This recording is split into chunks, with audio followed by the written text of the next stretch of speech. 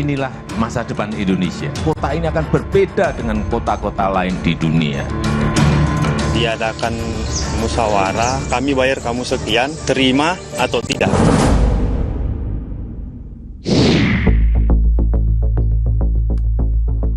Di balik megahnya mega proyek pembangunan ibu kota negara Nusantara, konflik lahan masih terus membayangi.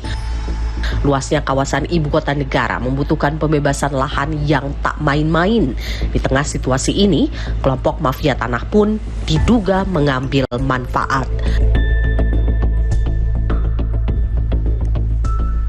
Seperti pembangunan bandara VVIP di Kabupaten Penajam Pasir Utara.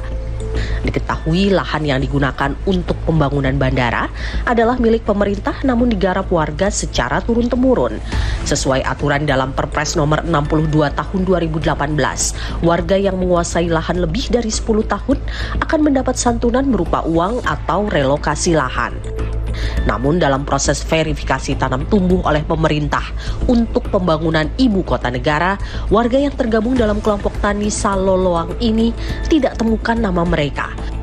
Justru ada nama lain yang masuk dalam daftar padahal bukan pihak yang menguasai lahan. Warga menduga ada permainan mafia tanah. Atas temuan ini, warga meminta pemerintah lakukan verifikasi lahan ulang.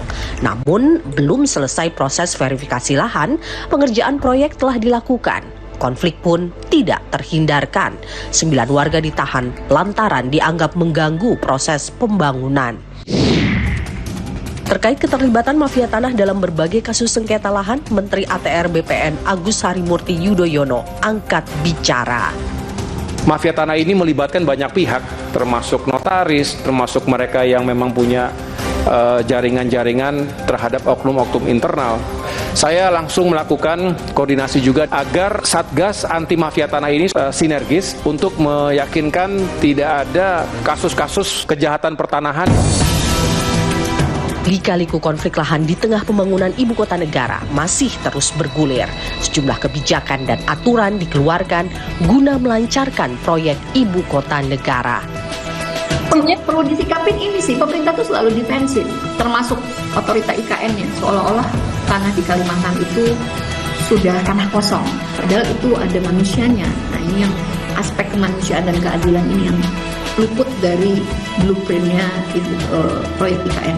Menurut saya, undang-undang IKN itu harus segera direvisi.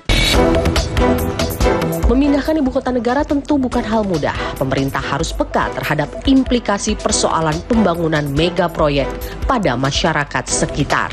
Karena tolak ukur keberhasilan sebuah pembangunan bukanlah gedung-gedung pencakar, namun kesejahteraan dan keadilan yang dirasakan masyarakatnya.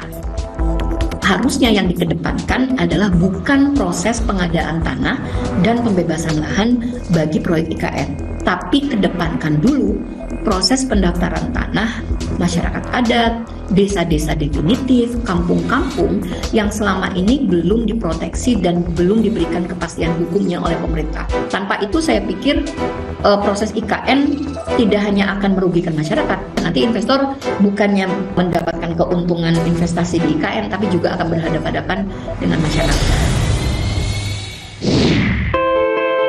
Selalu ada sisi positif dan negatif dari setiap pembangunan, apalagi membangun ibu kota baru. Tidaklah mudah dan murah.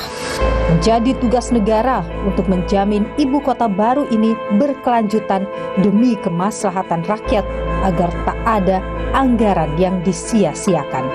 Saya, Niluh Puspa, sampai jumpa.